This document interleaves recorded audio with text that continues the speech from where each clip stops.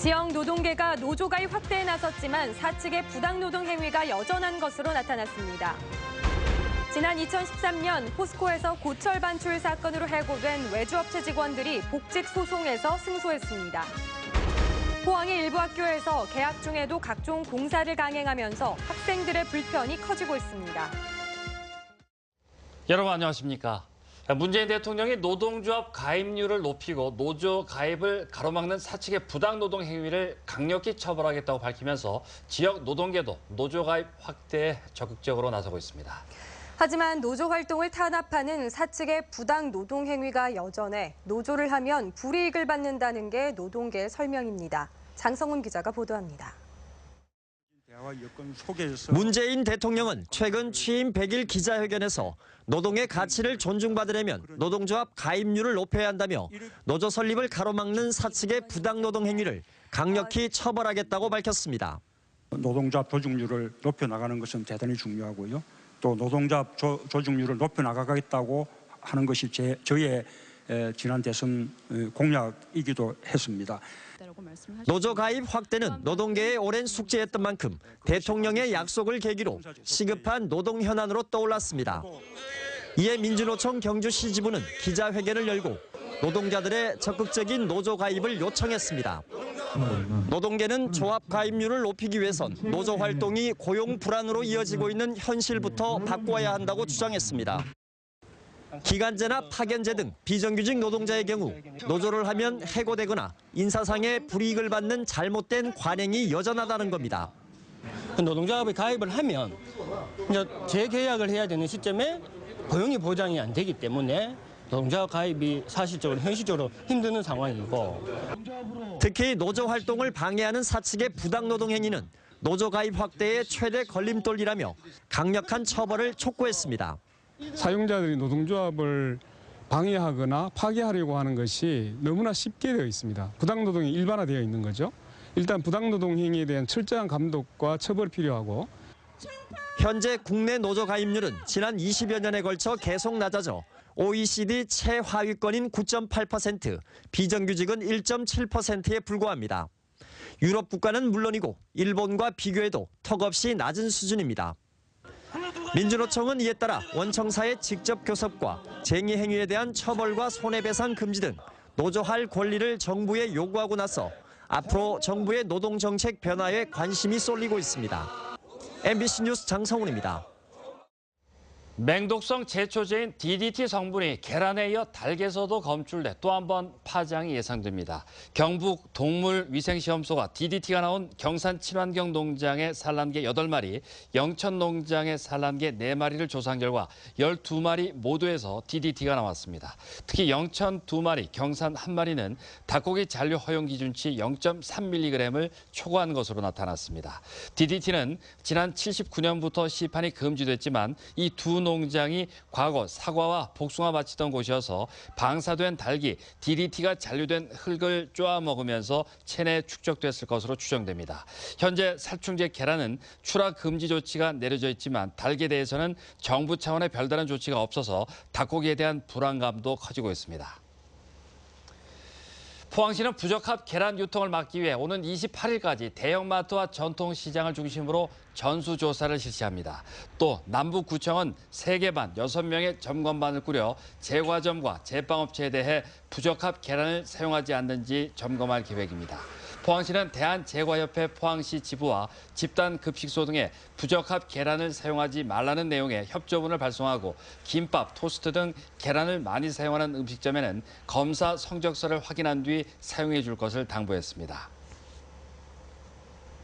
지난 2013년 포스코에서 발생한 고철 반출 사건으로 포스코 외주업체 직원들이 무더기로 해고되는 일이 있었습니다. 이들은 억울함을 호소하면서 복직 소송을 벌였는데 최근 대법원이 부당해고가 맞다고 판결해 파장이 예상됩니다. 장미쁨 기자입니다.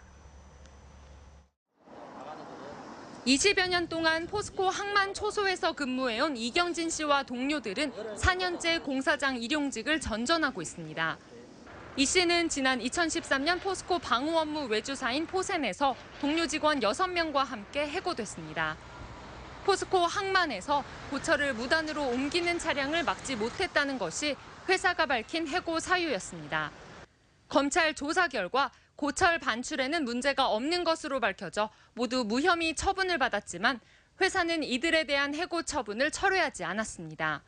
검찰이나 경찰이나 다 무혐의 처분을 받았지만 회사에서 계속 진행을 했던 거는 회사에서 우리를 방조 결탁이라 하는 이 거짓말을 온 직원들한테 다 퍼뜨려 놓고는 해고 직원들은 지방노동위원회 구제 신청을 시작으로 4년 동안 법정 다툼을 벌인 끝에 마침내 대법원으로부터 부당해고 확정 판결을 받았습니다. 대법원은 전후 사정을 고려할 때 이들이 해고될 만큼 큰 잘못을 저질렀다고 보기 어렵다며 부당해고 판결 이유를 설명했습니다. 당시 이들을 비롯한 포센 직원 20여 명은 계약보다 낮은 임금을 받는 것에 문제를 제기하며 포스코와 포센을 상대로 2년 넘게 법정 싸움을 벌이고 있었습니다. 저희들처럼 이제 포스코로부터 분사한 다른 여러 회사 직원들이 이제 추가로 이제 줄소송이 이어졌죠. 그런 소송이 이제 확산이 되고 있었고 그런 와중에 이제 요 고철 무단 반출이라는 말도 안 되는 어떤 그런 뒤집어 쓰여가지고. 포센 측은 대법원 판결이 나온 만큼 원칙대로 따르겠다는 입장을 밝혔습니다. 최근 법원의 판단은 비사실이 징계 양정보다 과다하고 판단함에 따라 향후 복직 절차를 이행토록 하겠습니다. 포스코는 상생과 동반 성장을 외쳐왔지만 정작 외주업체에서는 부당 해고가 남발된 것으로 드러나 비판의 목소리가 커지고 있습니다. MBC 뉴스 장미쁨입니다. 포항시의회 의원 정수가 읍면동 인구에 비례하지 않아 재획정이 불가피합니다. 포항시의회 가선거구인 흥해읍의 경우 인구 3만 4천여 명의 의원 정수는 3명인데 반해 5만 6천여 명인 오천읍은 흥해읍보다 인구는 많은데 의원은 2명으로 오히려 적습니다. 또 마선거구인 장량 환여동은 8만 5천여 명으로 흥해읍보다 인구는 2.5배 많은데도 의원은 3명으로 같습니다. 이처럼 인구 대비 의원 정수가 일치하지 않자 경상북도는 12월에 선거구 획정위원회를 구성할 계획이어서 현역 의원이나 출마 예정자들이 긴장하고 있습니다. 학생들이 등교하지 않는 방학 기간마다 전국의 모든 학교에서는 공사가 진행됩니다. 그런데 포항의 일부 학교에서 방학 기간 동안 공사를 마치지 못한 채 개학을 강행해 학생들의 불편이 커지고 있습니다. 박상원 기자가 보도합니다. 며칠 전 개학한 포항의 한 초등학교. 안전 펜스가 설치된 가운데 우레탄 트랙 공사가 한창입니다. 한쪽에는 희석재로 사용되는 신어 수십여 통이 쌓여 있고 공사 폐기물들은 천막으로 덮여 있습니다. 방학 기간 동안 끝나야 할 공사가 개학 이후에도 진행되고 있는 겁니다. 교실에서는 수업이 진행 중인 가운데 운동장에는 독한 신어 냄새와 함께 공사 자재가 여기저기 쌓여 있습니다. 화장실 공사로 학생들이 다른 층을 사용해야 하는 불편함도 발생합니다. 공사를 끝내지 못한 상황에서 개학을 강행해 학부모들의 반발이 커지고 있습니다.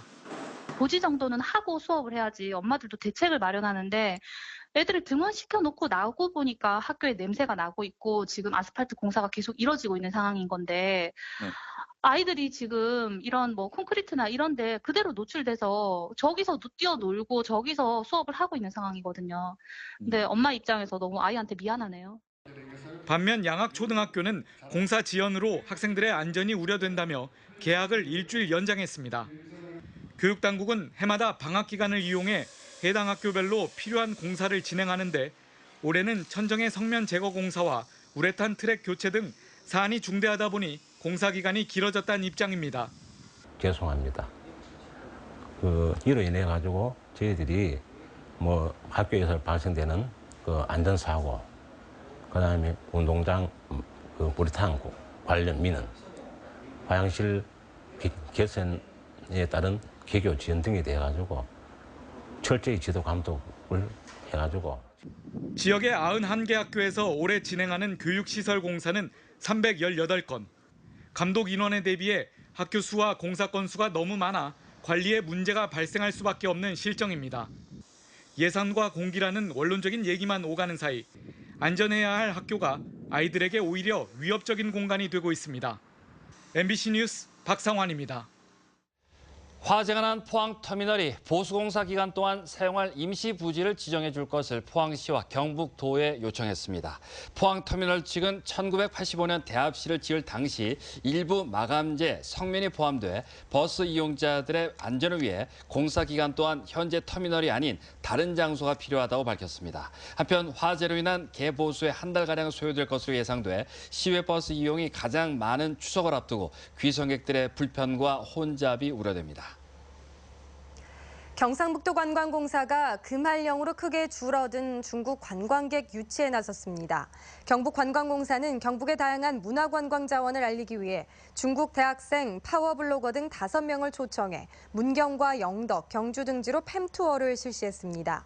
또 오늘부터 오는 27일까지 중국의 여행사와 언론사 관계자 등 6명을 초청해 포항 죽도시장과 영덕 해맞이 공원 등지로 팸투어를 진행하기로 했습니다. 내년부터 3년간 포항시 자금 관리를 맡을 금고로 일반 회계는 대구은행, 특별 회계는 NH농협은행이 선정됐습니다. 포항시는 시금고 유치 제안서를 받아 오늘 각 분야 전문가 11명으로 구성된 포항시 금고 지정 심의위원회를 열어 이같이 결정했습니다.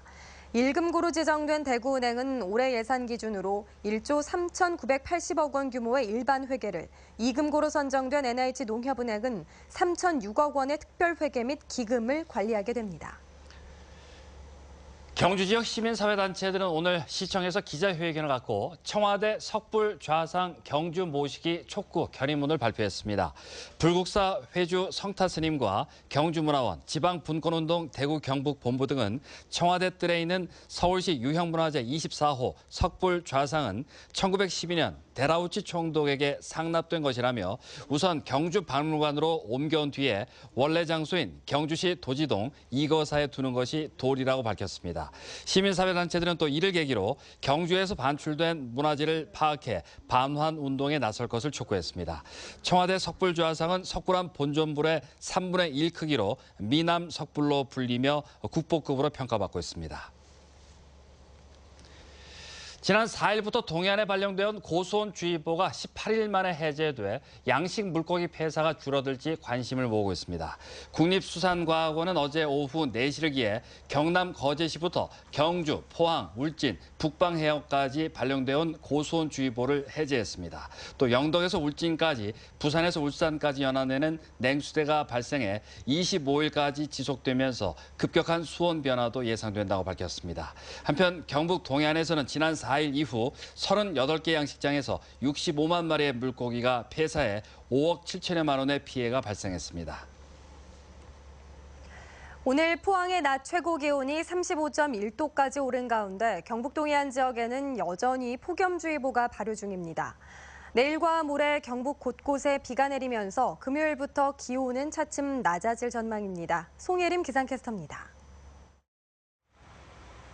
네, 오늘 가을의 절기 처서였지만 날씨는 마치 한여름 같았습니다. 포항의 낮 최고 기온이 35.1도까지 올랐는데요. 이렇게 경북 대부분 지역으로 폭염특보가 확대될 정도로 오늘 아주 무더웠습니다.